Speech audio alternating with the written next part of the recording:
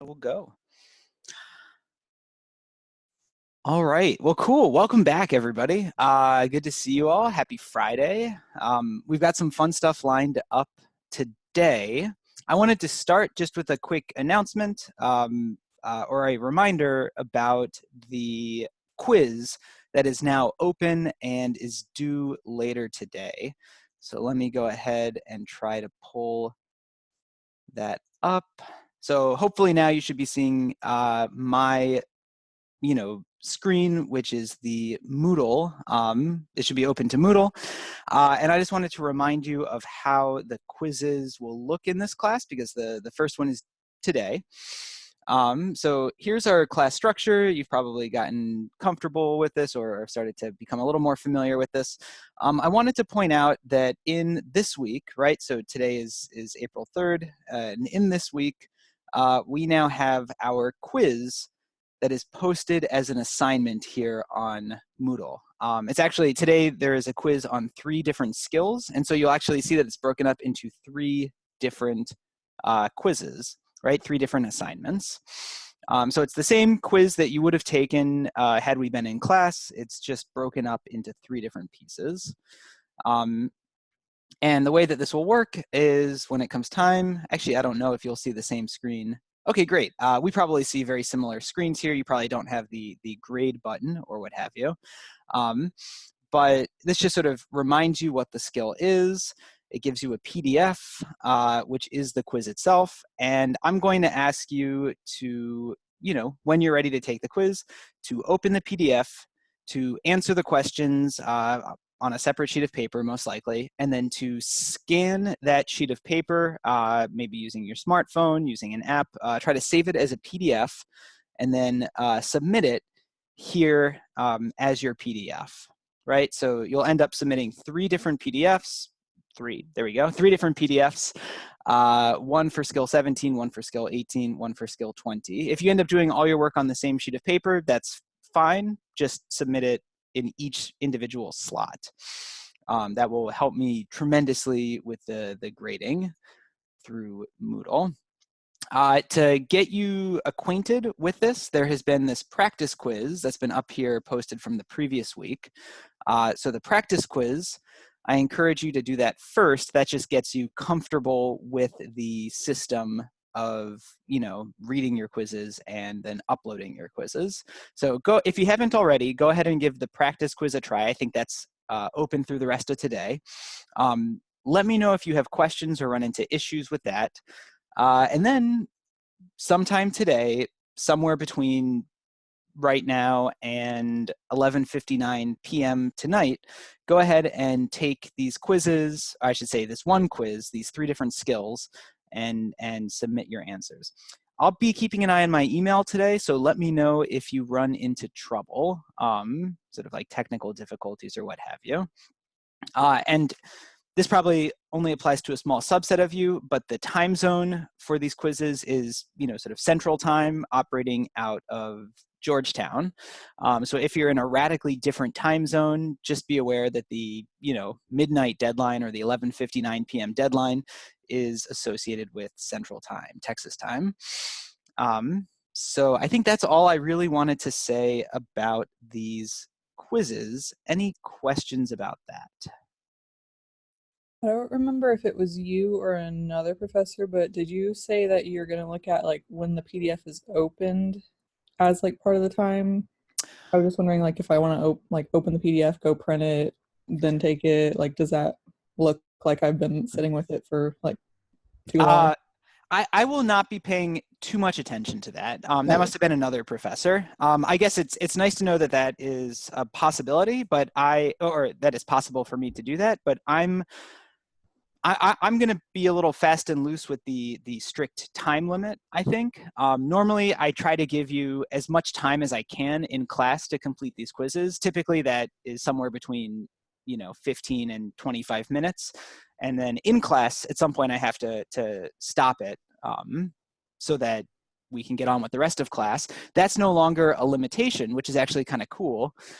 So you can really take your time with it. If you open it and leave for a while and come back, and then look at the PDF and take the quiz at that point, that's great. I guess once you start a quiz, I would love it if you just try to complete the quiz, but take as much time as you need to do that. And I'm just gonna, trust you on our, strong SU honor code that when you're taking the quiz, you're not looking up, additional stuff online, you're not looking for additional resources. And yeah. I'm not going to worry too much about it. I appreciate that question. Thank you for asking. This is also a good time to remind you all, not that I think anybody here needs this reminder, but I think it's worth saying out loud, that I love the SU honor policy. I lean on it heavily, and I love that it lets me do things like this to put these quizzes out there and to trust you to take them on your own time and to take them honorably. It's absolutely phenomenal. As a result, or because I love this so much and because it really is a large part of the class, I tend to have relatively strict or relatively harsh penalties for violating the honor code. So again, I don't think this applies to anybody in this class, but I think it's just worth saying out loud. If there's ever a clear indication of an honor code violation on a quiz or a quiz reassessment, that's a full drop in your final grade, letter grade. And on a test, and I guess we only have test 3 and the final exam to go, but on test 3 and the final exam, any indication of an honor code violation is an immediate failure of the course. So I don't think that applies to anyone. I just like to say that out loud so everybody sort of knows what the stakes are. And one of the reasons why I have these harsh penalties is because I do really trust you all to, abide by the honor code. And really it's a statement about how much I trust you all and how much the sort of graded component of this class hinges on this honor code. So yeah, just wanted to say that out loud, but don't worry if you open the PDFs, if you download the PDFs, if it takes you a while, I don't really care. Just take your time, do your best, and let me know if you run into trouble. Okay, I love it. Great question. Any other questions?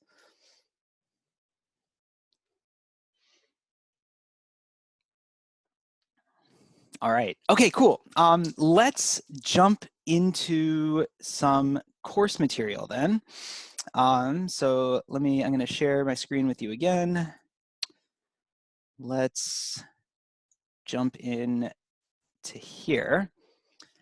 All right. And so what we want to talk about today, and what you sort of watched videos on leading up to today, are these series, which we sort of collectively call alternating series. In our class on Wednesday, we talked a lot about series where every single term was positive. So A1 plus A2 plus A3 plus A4, and so on and so on. And all of those A sub n's were positive. I'm sorry, let me just open this. My goodness. What am I even trying to do? Have I ever used this before? Where's my full screen mode? There it is. Man, embarrassing. Okay, so all of these terms are positive, right, in the series that we looked at on Wednesday. The series we look at today, these terms are allowed to be negative as well. And we could write that out if we wanted as like A sub 1 minus A sub 2 plus A sub 3 minus A sub 4 and so on. So we could still think of it as a sequence of all positive expressions, right? All of our A sub n's are positive, but we're introducing this, this negative sign, right? So some of them will be added, some of them will be subtracted. And, right, we can have any number of our terms be negative, but the kind that we'll look at most often are the kind that alternate positive, negative, positive, negative, positive, negative. And those are the true alternating series, where we alternate whether they're positive or negative.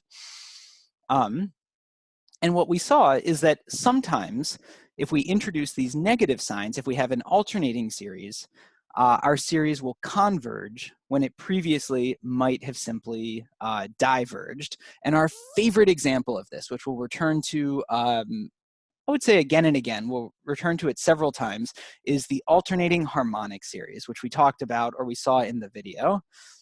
right? So the alternating harmonic series could be written like this. It's a sum as k goes from 1 to infinity. The harmonic part, right? The harmonic part is the part that looks like 1 over k. And the alternating part is the part that's alternating plus minus plus minus.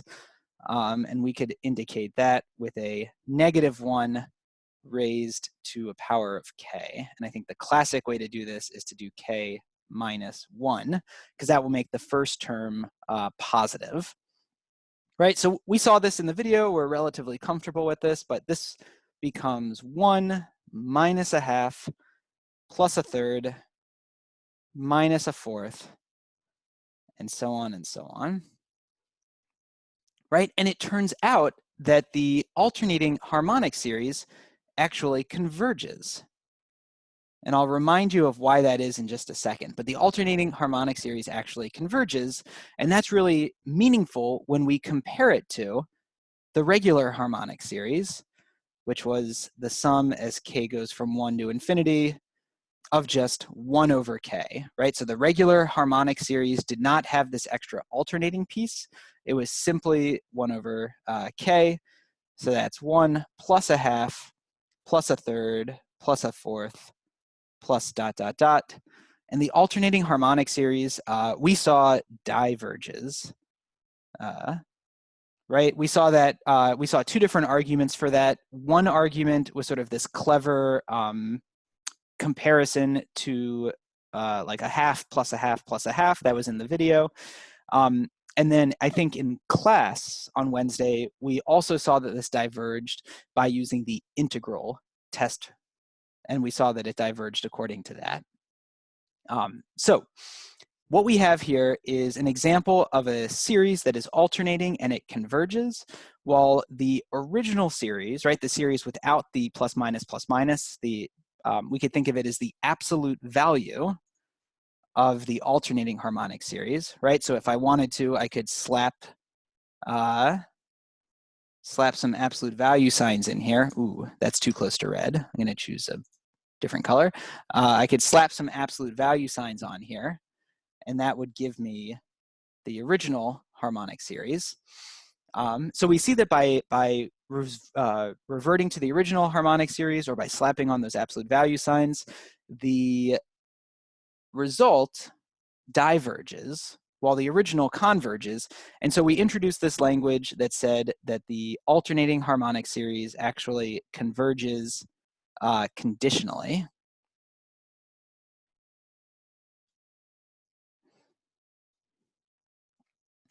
Right? While if both the alternating harmonic series and the regular harmonic series, if they both converged, we would say that the alternating harmonic series converged absolutely.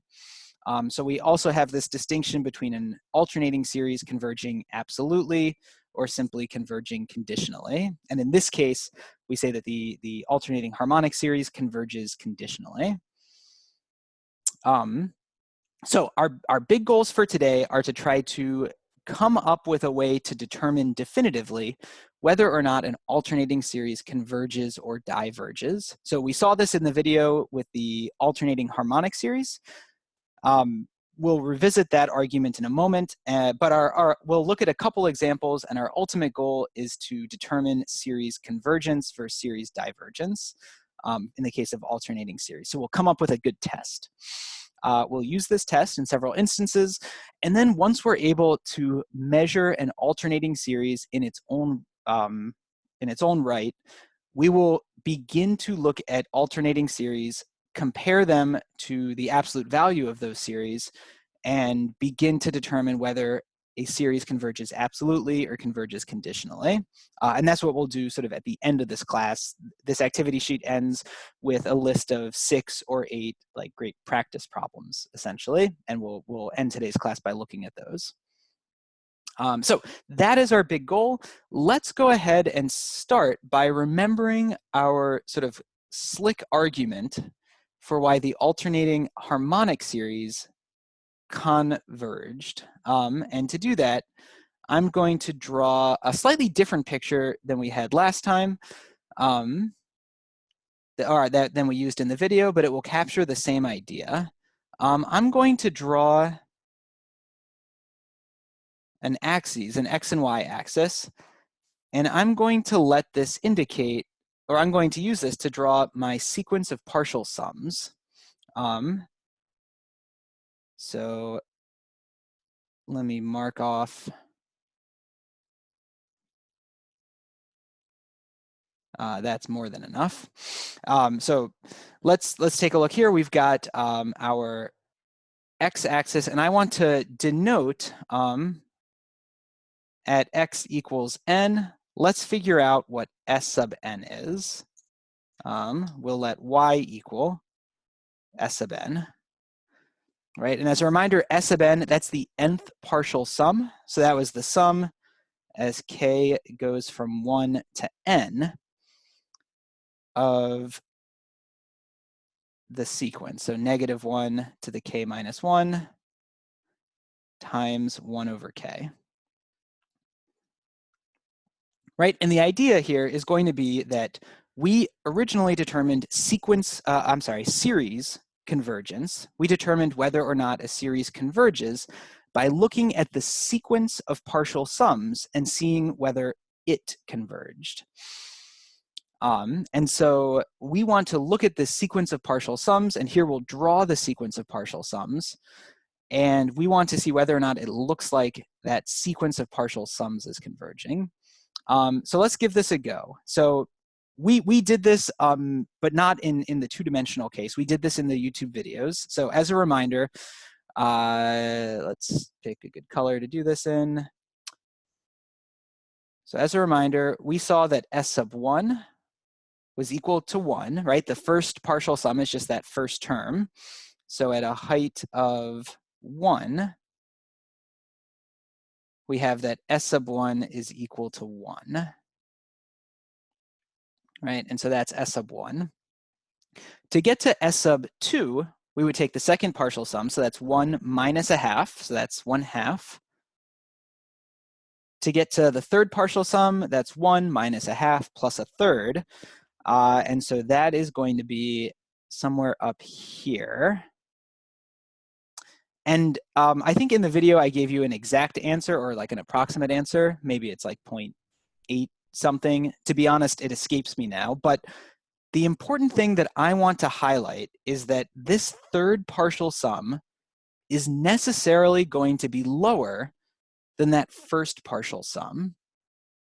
Does everybody see that? So if I make this be S1 and I make this be S3, then I know that S3 will actually have decreased a little bit from S1. And the reason for that is that my individual terms, right, ignoring the negative sign for a second and just looking at 1 over k, my individual terms are getting smaller, right? So a sub, we have this sort of observation that we can make in which a sub 1 is bigger than a sub 2, which is bigger than a sub 3, which is bigger than a sub 4, and so on, right? Each of our terms are getting successively smaller. And so when I go to create my sequence of partial sums, I started this list over here, let me continue it. S sub 2 is 1 minus a half. S sub 3 is 1 minus a half plus a third. Notice that when I combine those sort of two steps in a row, I'm subtracting a half, and then I'm adding back a third. So I can sort of see that as subtracting a half and then adding back a third. I'm not adding back as much as I'd subtracted, right? Subtracting a half is a bigger jump than adding a third because that second term, that negative term, was larger than that third term, that positive term. So when I subtracted a half and then I added a third, my total height displacement will be smaller, right? Or I guess my height displacement for the first step will be larger than my height displacement for the second step. And so S sub 3 will necessarily not get as tall as S sub 1. And what we see is that this pattern actually continues, right? So when we get to S sub 4, that's 1 minus a half plus a third minus a fourth. And that will be slightly taller than S sub 2. Right, here is S sub 2, here is S sub 4. If we pretend this is a good drawing, then we can pretend that we see that S sub 2 is actually a little bit lower than S sub 4. S sub 4 is actually a little bit taller. And the reason for this, right, is that, again, to go from S sub 2 to S sub 4, I added the third term, I subtracted the fourth term, but the total net gain was positive. I gained a little bit of height here because that third term, which I added, is bigger than the fourth term, which I subtracted. Does everybody sort of see that? And so as I continue, in fact, I will continue adding and subtracting terms, but every time I'm going to add or subtract a little less. And so these sort of like fluctuations will get smaller and smaller. And in the end, it'll end up converging to some height that's somewhere in the middle, right? So if I draw, ooh, look at that. Such a good drawing. I mean, it's not really, but it's okay. It'll end up converging to some height here, right? It'll end up converging to some height L, and these points will just keep bouncing back and above and below, but getting closer and closer to that height L. So it turns out that this is indicative of converging alternating series, right? Not just the alternating harmonic series, but if we have this condition, the A1 greater than A2, greater than A3, greater than A4, etc., if we have that condition, then for an alternating series, we get this kind of behavior in which our sequence bounces back and forth, but bounces a little bit less each time.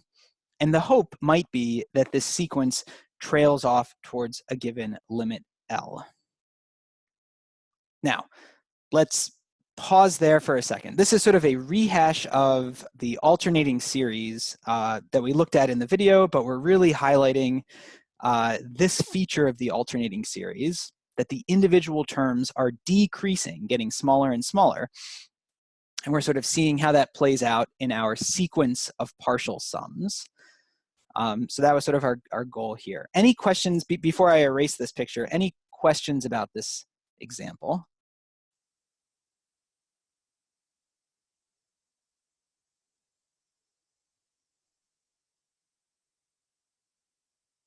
It occurs to me I can't actually see the chat. Oh, there's the chat. Okay, nothing new in the chat. Okay, well, let's jump ahead then. So if we're feeling okay about this, let's jump to a new alternating series. So I want to continue exploring this and try to understand sequence convergence versus sequence divergence. So here is a new alternating series, and this is more in line, I think, with, or I should say, now we're on to the new part of the activity sheet. Consider this alternating series. Go through the calculations of the first 5 partial sums, conjecture whether it converges or diverges. Okay, let's give this a try. So I want to maybe ahead of time, I want to point out that if I consider this piece here, the -1 to the k, if I consider that to be my alternating part, the plus minus, then the rest of it, this piece right here, the 1 plus 1 over k, let me call that this sort of positive expression a sub k. And what I want to point out is, much like the last problem, we can observe, right? We can observe that in fact a sub 1 is greater than a sub 2 is greater than a sub 3, etc., right? Just because a sub 1 is equal to 1 plus 1, a sub 2 is equal to 1 plus a half, a sub 3 is equal to 1 plus a third, and so on, right? Like every single term is getting definitively smaller than the term that came before it. So that's great. So we can then think about this in the same terms that we thought about our previous problem with the alternating harmonic series. But in this case, what we can notice is that when we calculate the first 5 partial sums, we're going to get S sub 1 is -1 times 2. So that's just a negative 2. S sub 2 is going to be a negative 2 plus 1.5. S sub 3, whoops, not 2 sub 3, S sub 3 is going to be negative 2 plus 1.5 minus 1 1/3. S sub 4 will be negative 2 plus 1.5 minus 1 1/3 plus 1 1/4. And so on and so on. Actually, I'll probably stop there. So the first 4 partial sums. But what we see here, right, what we see is that if I were to sketch this sort of similarly to what we did before,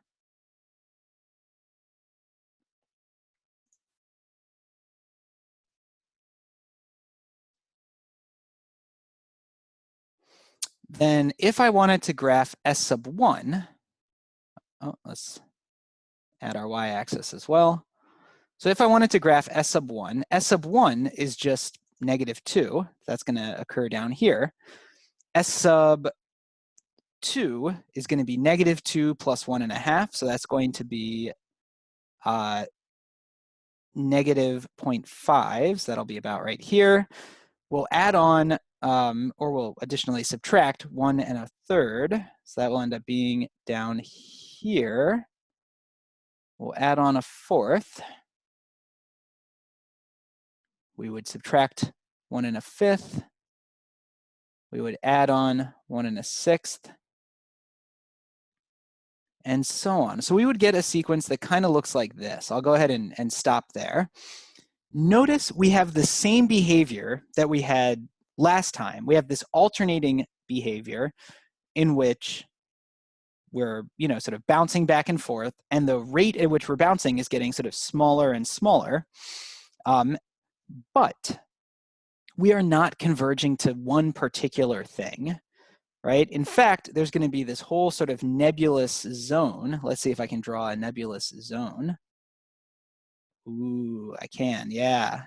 So there's this whole sort of nebulous zone in which, or which our sequence will continue to avoid as it bounces back and forth and back and forth and back and forth. So this sequence of partial sums will not actually converge to anything. It'll keep bouncing up and down and up and down. And so therefore, the series actually diverges, right? So this series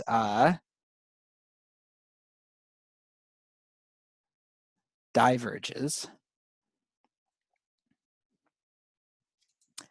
And it turns out that the reason this series diverges is far simpler than the analysis we've been doing. We can simply check the test for divergence, right? I'll just call that the divergence test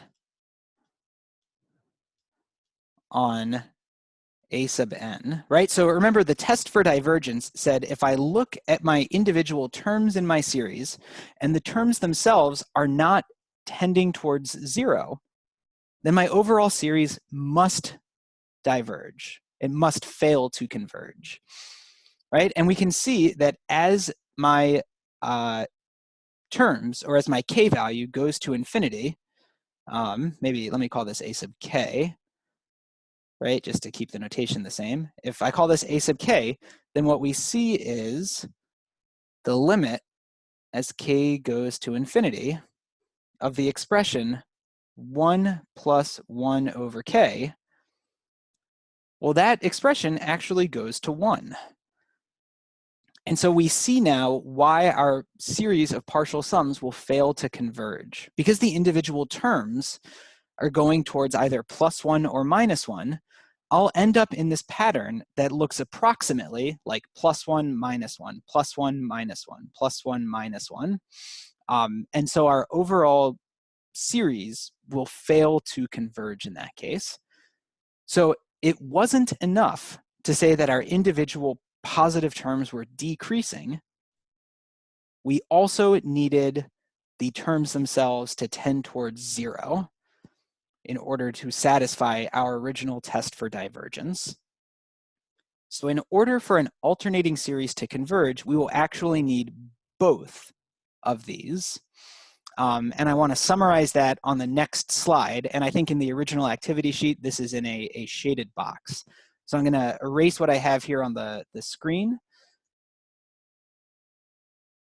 And I'm going to jump to this next screen here. Perfect. So looking at the convergence and divergence of these alternating series, we can arrive at the following two conditions, which we need. And this is what we'll ultimately call the alternating series test. So an alternating series of the form, -1 to the n minus 1 times a given sequence of positive terms, a sub n, this series will converge if and only if the following two things are satisfied. First of all, the series, I shouldn't say if and only if, it'll be if the series of terms a sub n is decreasing, right? So that means that each successive term is smaller than the one that came before it. A sub 1 is bigger than a sub 2, is bigger than a sub 3, and so on. And second, that the individual terms themselves have to go to 0. If we are in that circumstance, then we are in the same circumstance as the alternating harmonic series, and a similar picture should convince us that that series, that alternating series, ultimately converges. At the same time, if these two conditions are not satisfied, all bets are off. And in particular, if the second condition is not satisfied, then our series definitely diverges by the test for divergence.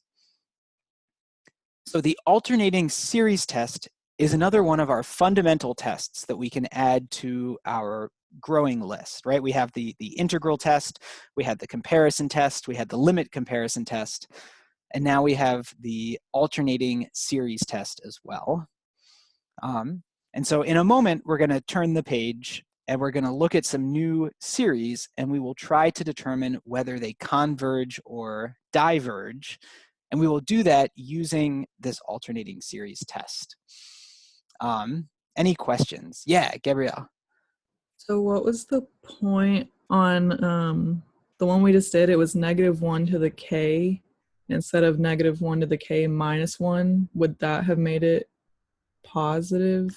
Oh, yeah, thank you. That's a great question. And you've answered your own question, actually. So yes, I'm going to go back a slide.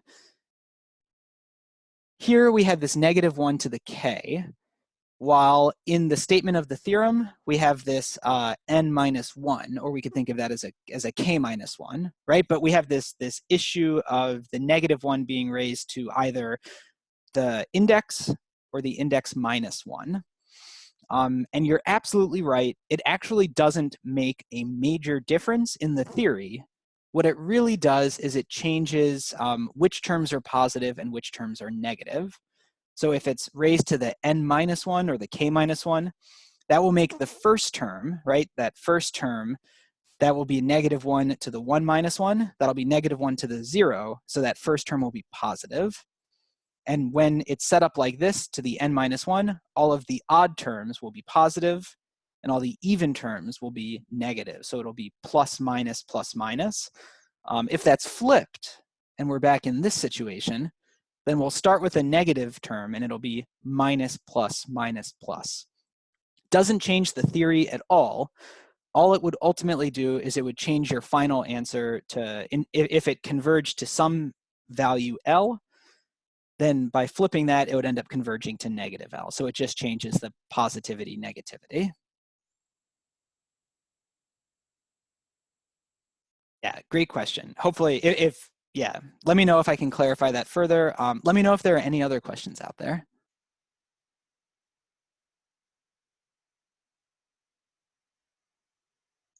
All right, cool. So really, the rest of this sheet is all a bunch of practice problems in which we are trying to determine whether a given series converges conditionally, converges absolutely, or diverges, right? So every series, I think, on the rest of the sheet should hopefully, if I did it right, fingers crossed, hopefully be an alternating series of some sort. And so for each expression, we want to check the following. Let me sort of throw this off on the side here. So we want to check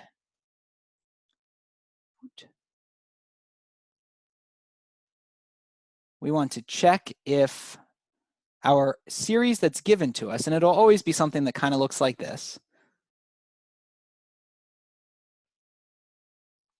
We want to check to see if this series converges. And then we want to check to see if this series converges, right? So the absolute value series converges. So we want to check both of those. And notice this is just the same thing as the sum of the a sub n's, right? Because this is equivalent to just eliminating that plus minus plus minus. And the idea will be that if this converges and this converges, then the overall series will converge absolutely, right? We're going to use that language of converging absolutely. At the same time, if this converges, but this diverges, we would say that our original alternating series converges conditionally. And finally, if this series just straight up diverges, then this series will also diverge, and we would just say that the overall thing diverges. And so that's our sort of goal. And it's kind of fun. For this check, we will often use the alternating series test.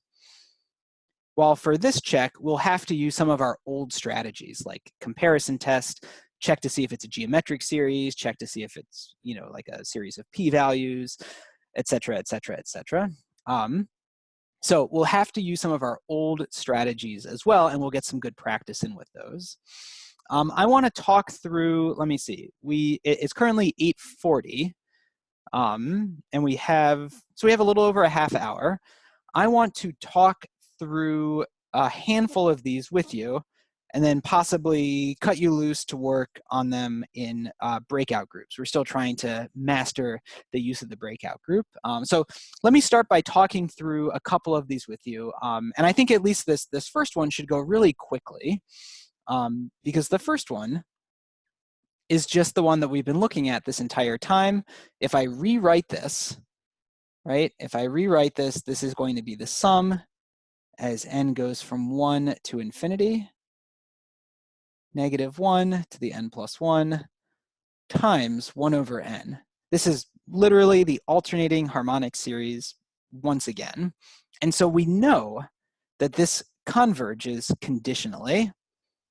To be really explicit about that, though, or to get into the habit of checking, you know, the right things, we can check and see first that this converges by the alternating series test. So we can check and see, let me see, how do I want to organize my work here? We can check and see that the individual terms, a sub n, which is just equal to 1 over n, are decreasing,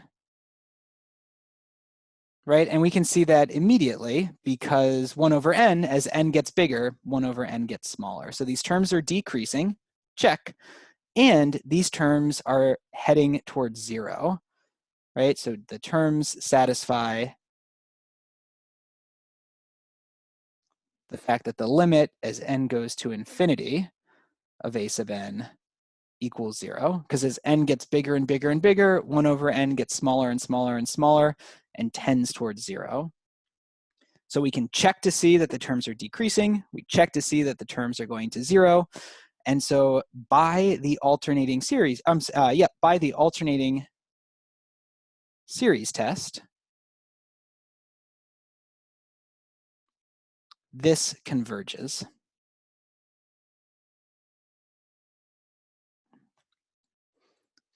All right. So on the one hand, the alternating series converges. On the other hand, the absolute value of the alternating harmonic series is just the harmonic series, and we know that that diverges. But again, to really make this explicit, I can point out that this is a p-series,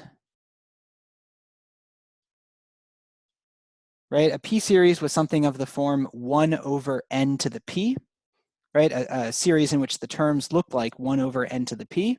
So this is a p-series with p equals 1, right? I could think of this as an n raised to the first power if I wanted. So it's a p-series with p equals 1, and we know from our work on Wednesday that p-series will diverge if and only if our p-value is less than or equal to 1, right? So in other words, it would converge if that p-value was bigger than 1, but since it's not bigger than 1, since it's equal to 1, this diverges. So it diverges because it is a p-series and p is not, sorry, I'm going to try to say this a little more cleanly. This is a p-series with p equals 1. It diverges because p is not bigger than 1. It is actually equal to 1. Okay, so this was an example whose answer we already knew. And maybe let me actually, before I get into that, with these two answers taken together, we can now say that the original alternating series, I'll write it up at the top in blue, this converges conditionally, meaning that it converges, but its absolute value series fails to converge. Okay, and I love starting with this example because we already knew this. We've analyzed the harmonic series and the alternating harmonic series several different ways now. But I think this sort of highlights the thought process that you'll want to have going forward. For the original series, we try to use the alternating series test by checking that the terms are decreasing and that their limit equals 0. So we use the alternating series test here.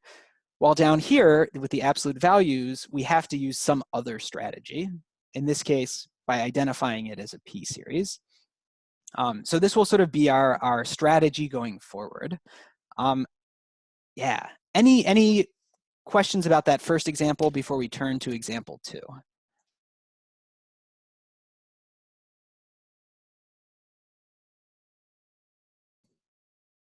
All right, so let's take a look at example 2 here. Example 2 I also kind of love, but for slightly different reasons. I love it because it is in a form that we haven't really seen yet. So I just want to look at this for a moment, because if we weren't careful, this almost looks like it's not an alternating series, right? Or at least it's not immediately clear that it's an alternating series because it doesn't have that telltale -1 to the n. It has a positive 1.1 to the -n, but that's not what we're really trained to look for. It doesn't have a -1 raised to an index. And so at first glance, this does not look like an alternating series. It turns out it is, but the reason why it is kind of subtle. It actually has nothing to do with this term and everything to do with this term here, the cosine of n pi. Right? So let me, I'm going to continue using the right side of the board as our scratch work side of the board. So let's look over here and see what's going on, right? So notice if n equals 0, then cosine of n pi is cosine of 0 pi, which is just cosine of 0, and cosine of 0, as we know and love, and have trained ourselves to remember at this point, cosine of 0 is equal to +1. So that's equal to +1. When n equals 1, this becomes cosine of 1 pi, And cosine of pi, as we know, as we love, as we've trained ourselves to recognize, is equal to -1. When n is equal to 2, and I think you sort of get the sense of where we're going here, cosine of 2 pi, well, that's the same as cosine of 0. That's equal to 1. When n equals 3, we have cosine of 3 pi is equal to -1, and so on and so on. So in fact, cosine of n pi is another way to designate an alternating series. Cosine of n pi is equivalent to the expression -1 to the n minus 1, assuming n is an integer.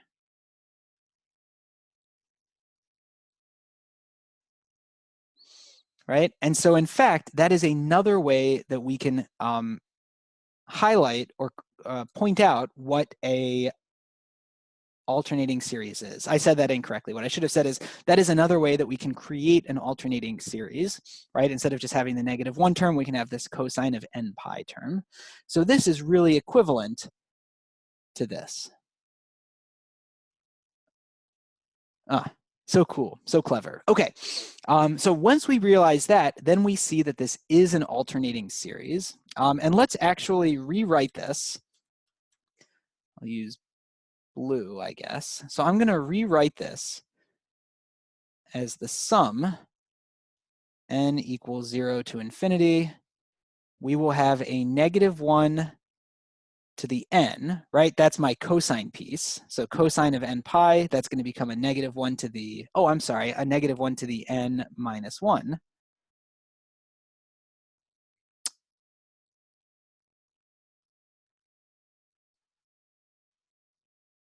Is that right? Hang on. Ah, I've actually made a mistake. I'm so sorry. Let's double check this. So when n is equal to 0, it's positive. When n is equal to 2, it's positive. And so I really think what we should have here is not -1 to the n minus 1. I think this should actually just be -1 to the n. And help me out if I'm incorrect here, right? So when n is 0, this becomes a -1 to the 0, which is +1. When n is 2, this becomes a -1 squared, which is +1. So I've actually, again, as we said earlier, as Gabrielle pointed out earlier, this does not really make a big difference. But I do think over here, this should just be not -1 to the n minus 1. This should just be -1 to the n. Doesn't really change our analysis in the long run, but it's just nice to be precise. So that's a -1 to the n.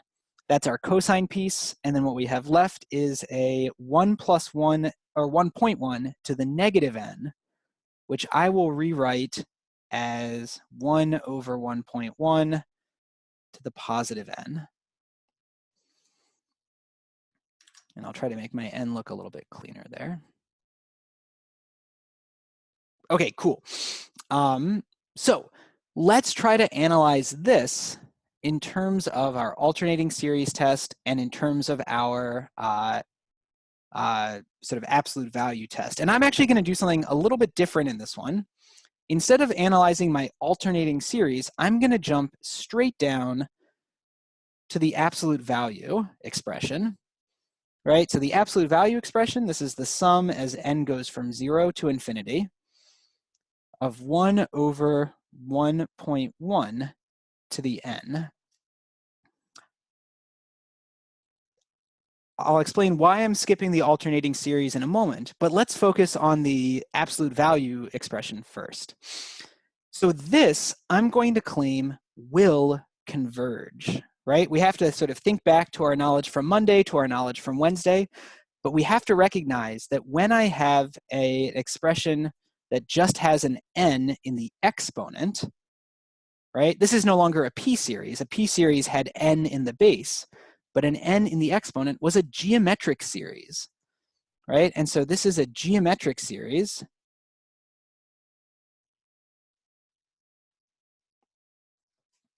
It has, to rewrite it slightly,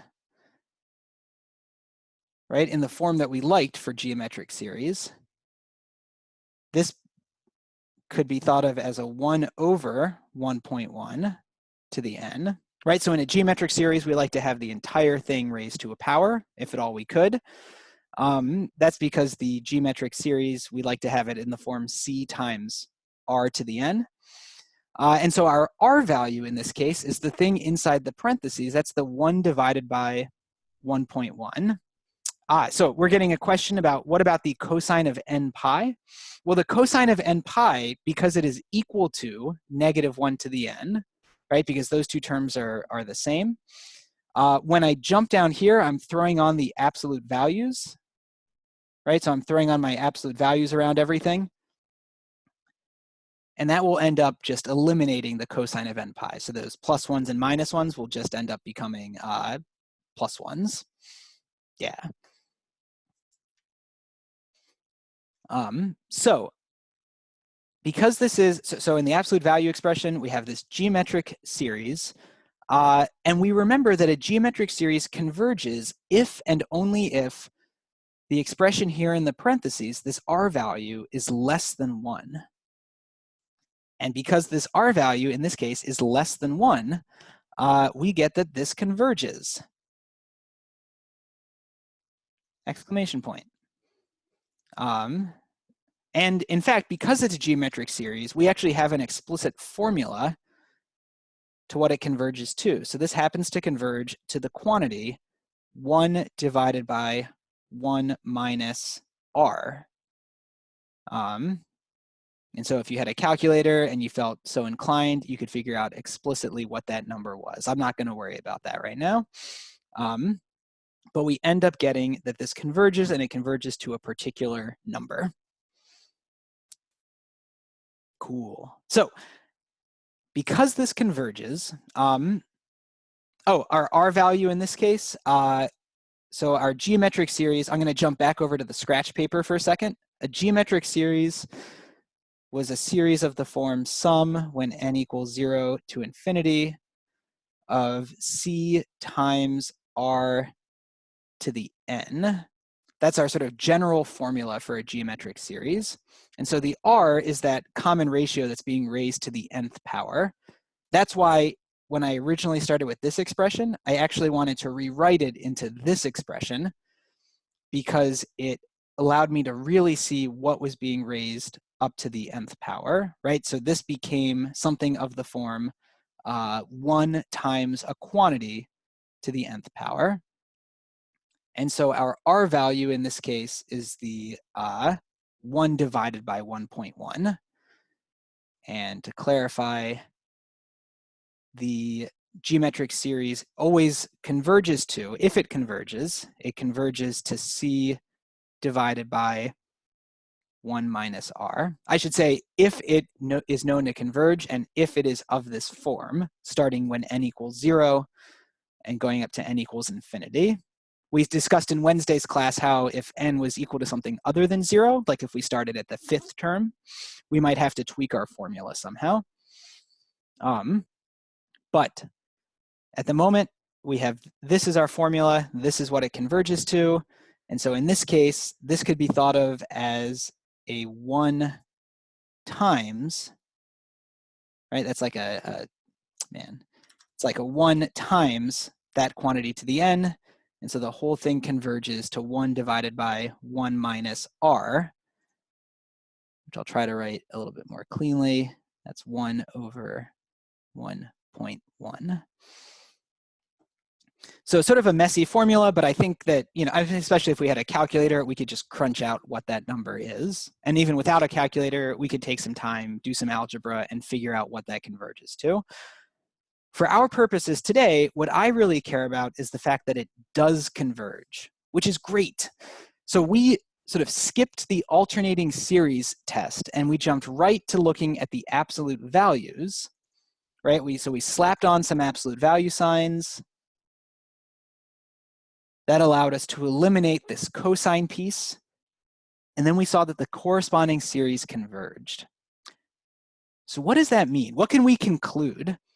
Well, an important theorem, which we saw in the video, said that if a series converges absolutely, then it also converges conditionally, which means that if I went back to my original series, n equals 0 to infinity of 1.1 to the negative n times cosine of n pi,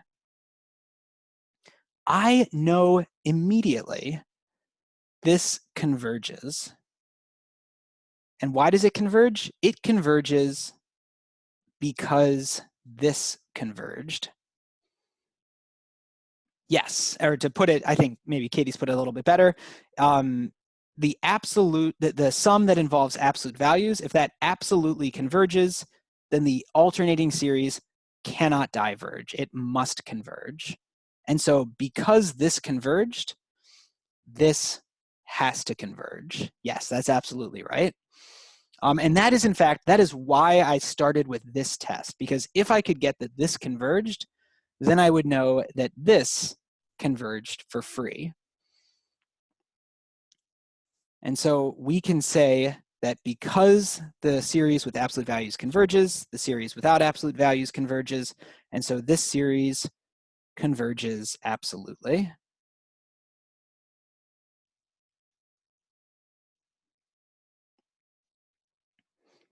Right? So oftentimes when we're looking at these alternating series, it can be beneficial to start by examining the absolute value series, the one where it's all pluses.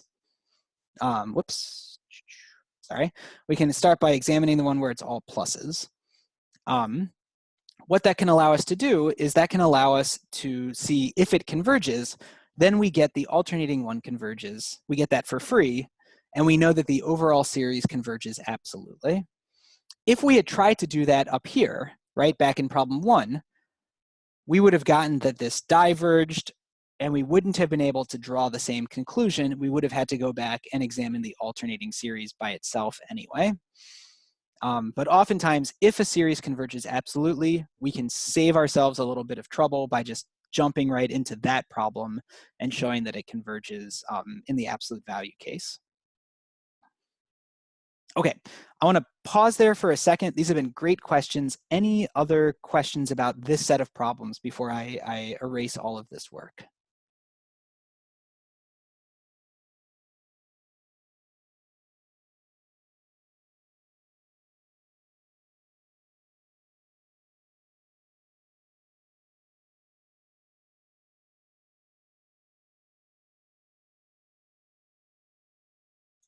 All right, cool. Well, let's do this. At the moment, we have 15 minutes left, and I told myself last time that I would not break you up into breakout rooms if there wasn't enough time for you to like meaningfully use them and for me to meaningfully spend time in each breakout room. So I don't want to break us out into breakout groups with only 15 minutes left. I want to be sort of conscious of the time and how slow the breakout groups can be to roll out. So let's spend our time together working through one or maybe two more of these problems. And so I'm going to clear these drawings, and let's move on to the next page. Let's see. Oh, man. So which problems do we want to look at here?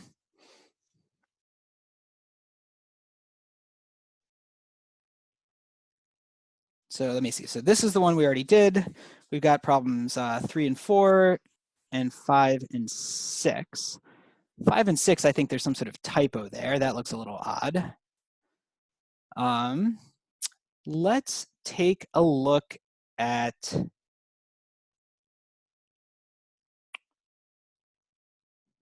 which of these are the most interesting. Let's start with number 3. No need to jump ahead. Let's start with number 3. Number 3, I think, is absolutely a great example of one to look at, in part because it is so similar to the problem 1, I think. The main difference is instead of just having it divided by k, it's divided by the square root of k. And so a lot of our analysis will be similar to that first problem. let's try to do the thing where we start by examining the absolute value series, right? So if we jump down and we look at the sum as k goes from 1 to infinity of the absolute value, negative 1 to the k plus 1 over root k, right? Well, that's just going to be the sum of 1 over root k, the negative 1 to the k plus 1 will just cancel out in the absolute value or get erased in the absolute value. And this is equal to the sum of 1 over k to the 1/2. Right? I could write k equals 1 to infinity. I'm just sort of suppressing that to make it look a little cleaner. But this is the sum as k goes from 1 to infinity of 1 over k to the 1/2. And so we realize that this is, again, a p-series. This is a p-series with p equals 1/2. Right? And so we have to think back and remember when p-series converge, when do p-series diverge. And we remember that p-series will only converge if the p-value is bigger than 1. And so because of this, the series diverges.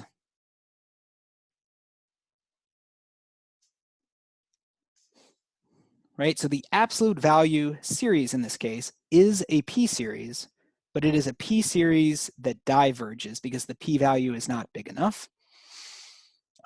So this series diverges.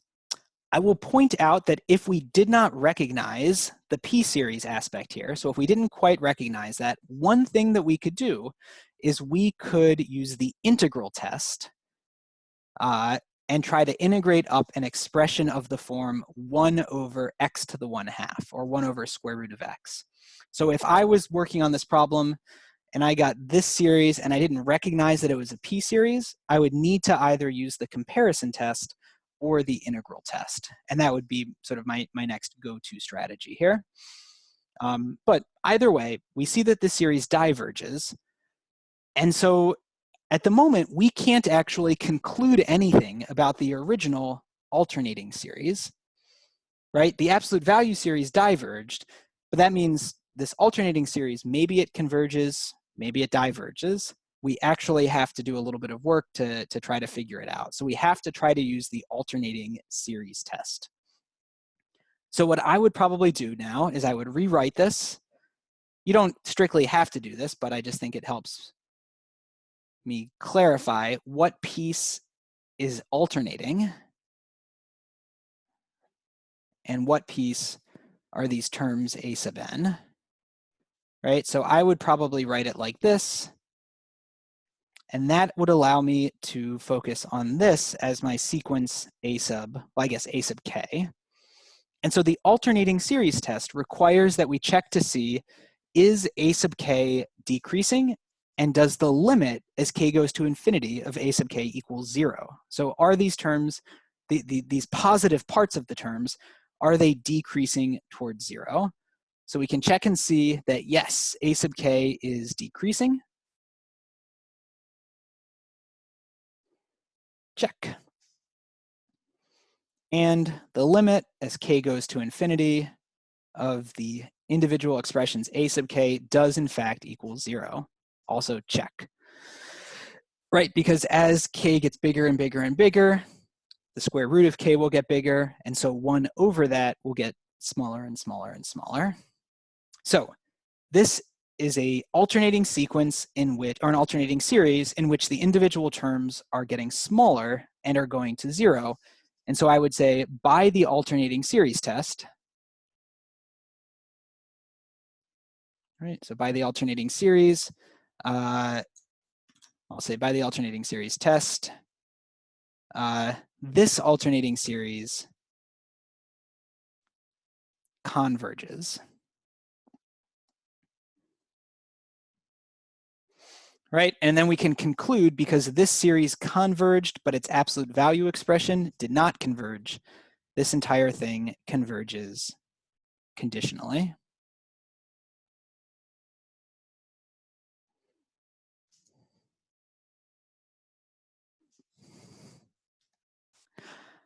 All right, cool. Any questions about this example? Any questions about this problem? Oh, do we have to like provide the explanation like by alternating series this converges like if it's a theorem? Oh, that's a great question. Thank you for asking that, Chris. Yes, I think some things that I will ask you to do are to not only determine whether it converges or diverges, but to at least briefly sort of cite your justification, right? So from my perspective, hmm. From my perspective, I care about whether or not these series converge or diverge, but I care much more about understanding your thought process and how you're checking to see if they converge or diverge. So I like sort of the work that I've written up here on the screen is the kind of work that I would want you to write on your paper. So not only would I want you to say that the series diverges, but I would want you to say that this is a p series with p equals 1/2. So I'd want you to write that to sort of tell me what thought process has led you to the conclusion that this diverges. Similarly, I would want you to write that this converges by the alternating series test, and to make sure that you're drawing that conclusion, with justification, I would want you to include sort of these 2 bullet points as well. So yeah, I think everything that's written up here on the screen right now is the kind of work that I would want to see from you all, as you are sort of justifying your own series. Of course, in web work, like web work won't care whether or not you show that work, but on quizzes and in written work to me, I will care. So yes, I would like to see that. Yeah, thank you for that question. Any other questions?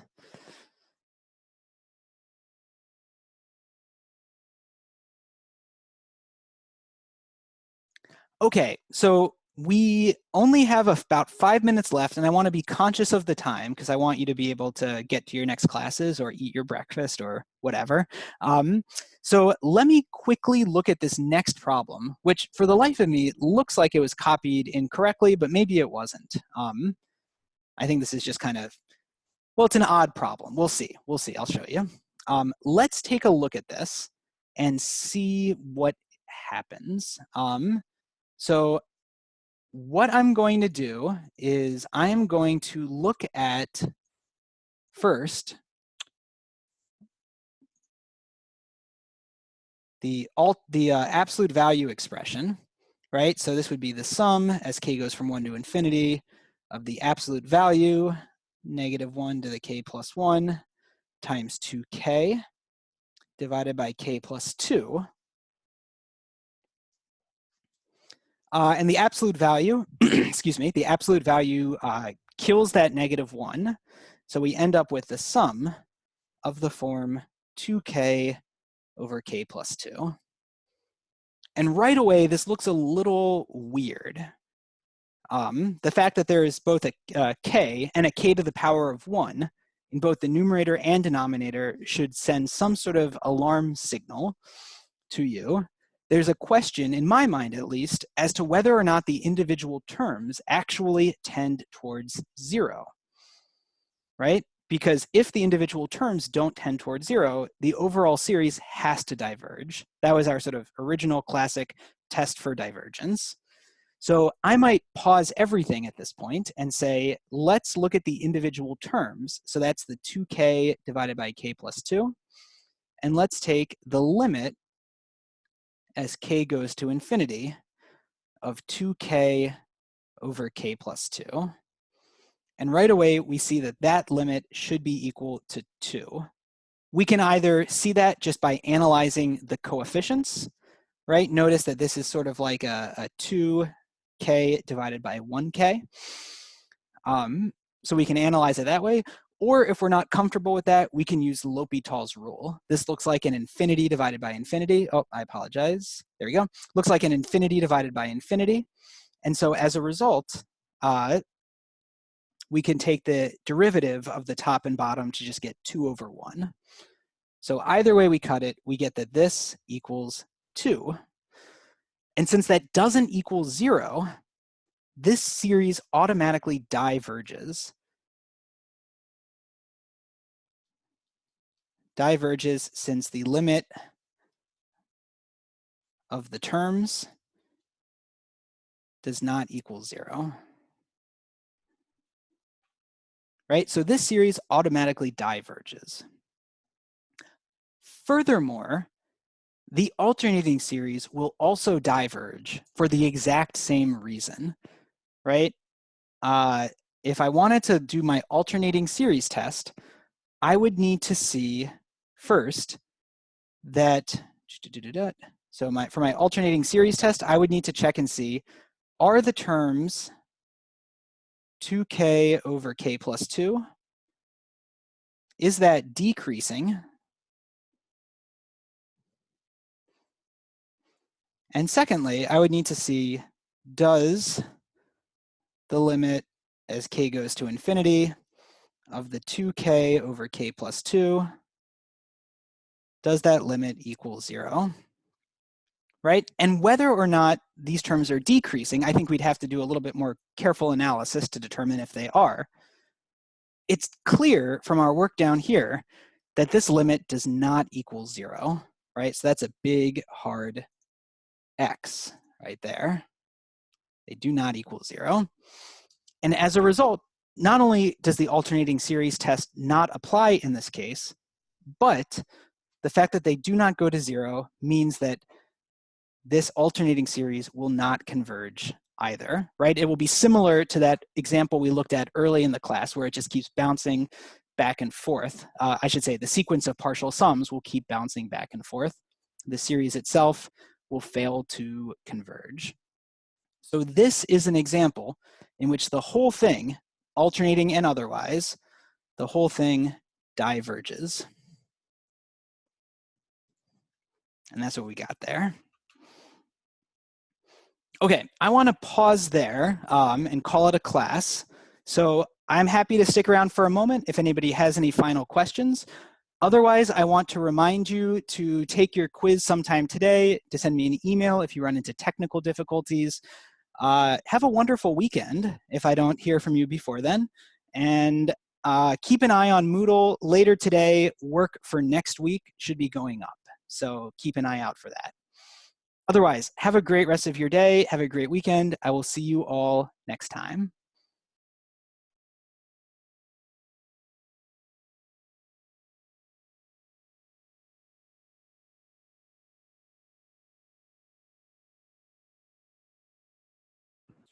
Could you real quick just show where, like in the in your purple on number 1 where you like checked off that AK is decreasing and the limit goes to 0? Can you prove that real quick again? Because I'm not my brain's not buying it at this point. Yeah, no, that's no problem. I would be happy to. I'd be very happy to. And that's great to be making sure that, yes, that we're actually checking off things that we believe. Let me go ahead and do that. I'm going to sort of carve out a new color and a new, let's use green, a new sort of workspace for Scratch work. So this will be my, my Scratch work space right here, okay? So in green, let's see what we can do here. So first of all, the fact that a sub k is decreasing, one thing that I can do is I can simply look at a sub k, and that's 1 over the square root of k. Whoops, 1 over the square root of k. And I can just make the observation that as k is getting bigger and bigger and bigger, that denominator is getting bigger and bigger and bigger, and so the overall limit, the overall expression is going to be getting smaller and smaller and smaller, right? So we have a fraction in which we just have a constant divided by a bigger and bigger and bigger denominator. At the same time, I can see that as k goes to infinity, my denominator will just blow up. It'll get,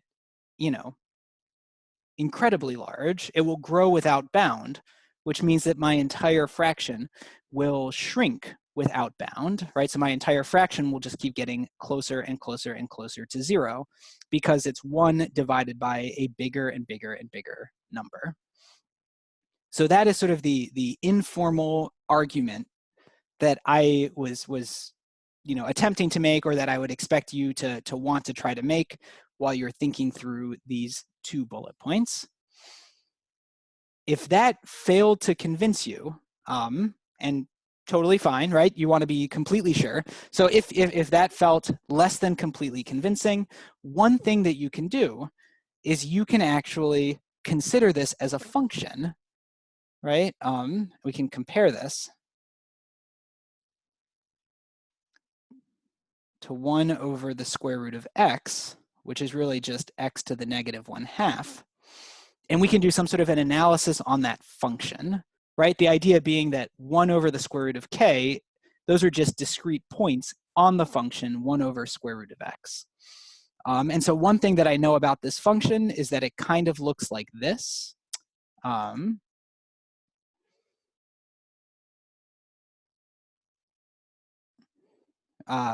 Sketching.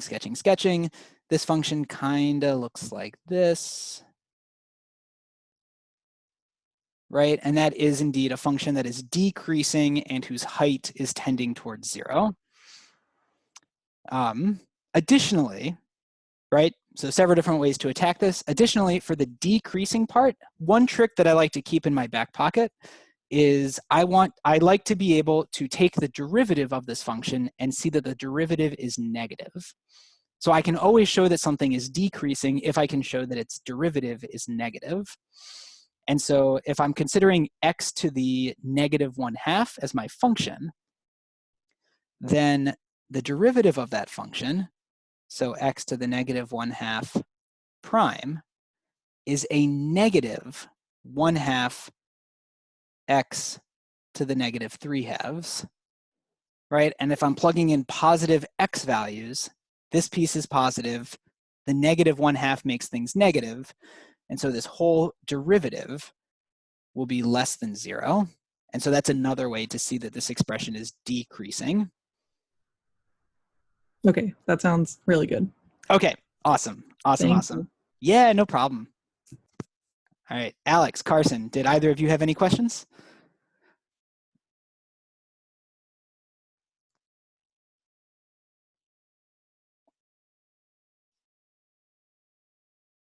Oh, perfect. Sounds good. Thanks, Alex.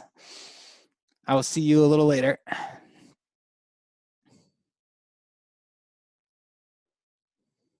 All right, Carson, any final questions before we turn things off?